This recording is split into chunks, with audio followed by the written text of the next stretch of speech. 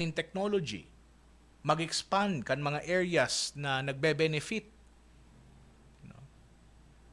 Mag-provide ni na sufficiente na infrastructure para sa post-harvest facilities. Asin man mas patibayon ang logistics, arog kang cold storages and inter-island connections. Sa giraray nga pot, in terms sa agriculture, saro daw ining paagi tangani na mas systematically mapayaman ang sa tuyang mga parauma, asin man makuan nyato itong national food security na aspirations nyato bilang nasyon. So, iyo ini ang mga i-address mga katiwala na nagkapirang mga issues pagkatapos kang eleksyon. No? Sa tuyang pagbalik hilingon nyato, no, may paluwas na statement ang CBCP. Asin hilingon niya to kung ano ang direksyon na pinagpapatahak sa satuya kan sa tuyang inang simbahan. So, ining tulong parte kan sa tuyang programa kasubago, pinag-mention niya to ang nagkakapira na mga nahiling ta na problema, nahiling ta na pwede pang ma-improve. Ano po? Nasabi niya to sa mga choices kang candidates, sa mga nagkandidato mismo, no? Very sacred ang sa tuyong ginigibong pagboto, but at the same time nagkakaiguanin garibaga disconnect, no, sa satuyang aspiration bilang nasyon tapos sa satuyang mga choices kan satuyang mga kandidato.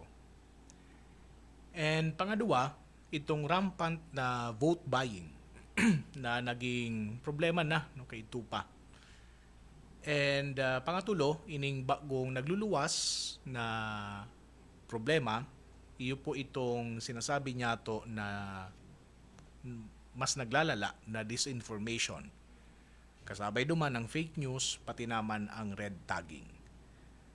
Kasuhapon, May 13, nagpaluwas ang Caritas Philippines ki sarong statement para sa nangyari pa sa ng 2025 midterm elections. No? May titulo po ini, and ang titulo niya, There is Hope, May Pag-asa. A Call for Reflection and Renewed Civic Engagement from the CBCP February 2, 2025 Pastoral Letter. And pinagpaluwas ini, no, kasuhapon, Feast of Our Lady of Fatima, and magayon po ining content, no, kang nasabing surat, and allow me to read to you tangani na kumbaga mahiling taman kung pasain na kita in terms sa satuyang buhay pagtubod, and at the same time sa satuyang civic duty. So as the initial results and reports from yesterday's midterm elections come in, we commend the Filipino people for their active participation in this vital democratic process. We extend our appreciation to the Commission on Elections and all government agencies that supported the orderly conduct of the polls. We offer special thanks to our public school teachers, whose commitment and dedication remain indispensable to the success of our elections. The early results of the senatorial race reflect a vibrant and diverse political engagement. It is particularly heartening to observe a relatively high voter turnout and the strong presence of the youth vote, an indication of a new generation stepping forward to shape the nation's future.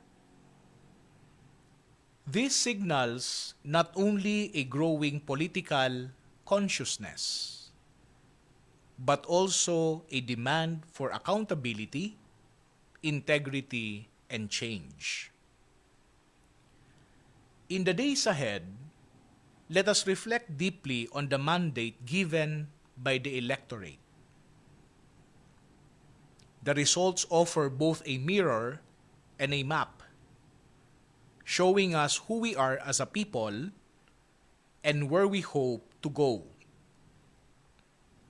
They must challenge both citizens and newly elected officials to build a more just, transparent, and inclusive society. Let us not retreat into silence after the ballots are counted.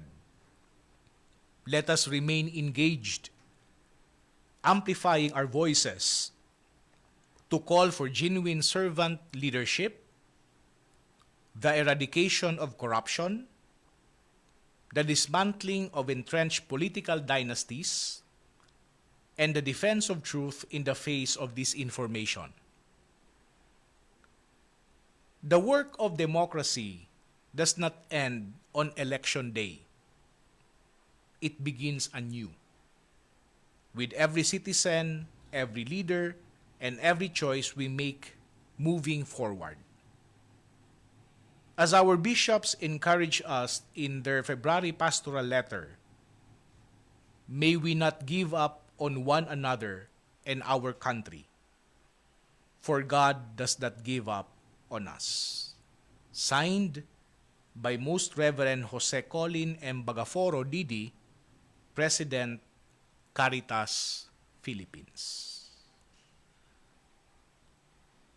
Pagkatapos kan sa tuyang ginibong pagboto, proklama, at least digdi sa national, ay digdi sa local, kan mga nagdaralagan na kandidato. Nagkapirang mga importante na mga pagpapagirumdom ang pwede niya itong maguno digdi sa statement kang Caritas Philippines para sa 2025 midterm elections. Itong kadakol na mga tao na nagluwas tangani na magboto, and at the same time itong dakulaon na sector, youth sector, saro ining magayon na palatandaan na kitang mga botante muyan nyato nin mas magayon na futuro. Bako sa na ini na garibaga aware kita politically, kundi ang move na ini, ang turnout na ini, ang dakulaon na turnout na ini, nagde-demand sa mga na-elect na official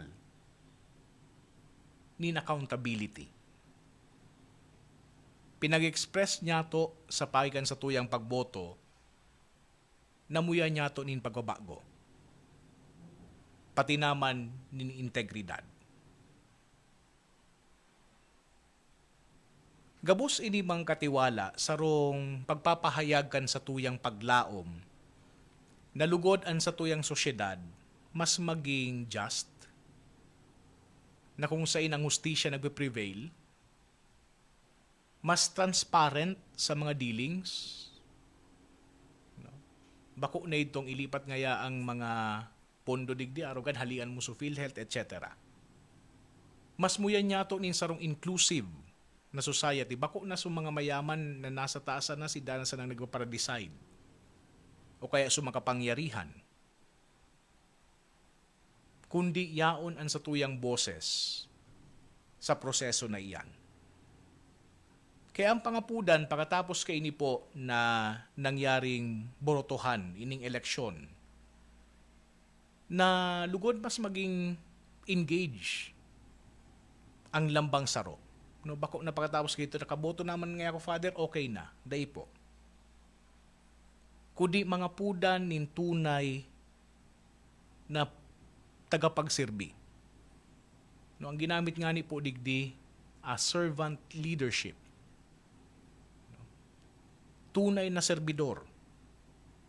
Bako su garibosi baga. Namahali na ang korupsyon. Na madismantle na itong mga political dynasties. Asin man ang pangapudan, nalugod mas maglataw ang katotoohan. Amidst kaining nagdadakol na disinformation, lalong-lalo na sa social media. Sa giraray magayon supagirumdom na ang trabaho kang sarong demokrasya di nagpupundo pag nakaboto ka na. Kundi saro iyan na pagpuon ng lambang syudadano, ang lambang leader, ang lambang nyatong pagpipili, pasiring sa sarong Pilipinas na progresibo. Sarong sosyedad na mas just, asin sarong sosyedad na igwanin paglaom. Hilingon niya ito mang katiwala ang mga masunod na aldaw pagkatapos kaining eleksyon kung papatunayan kan mga satuyang nahilihir na mga politiko ang sindang pinagpromesa during their election period. And hagadon niya to sa lambang saro ang pagbantay asin pagpangadji para sa satuyang komunidad. Ini po si Father Kevin Fonasher ang sa idong katiwala sa katotoohan. Bendisyonan ka mukhang mahal na Diyos. Maray na hapon.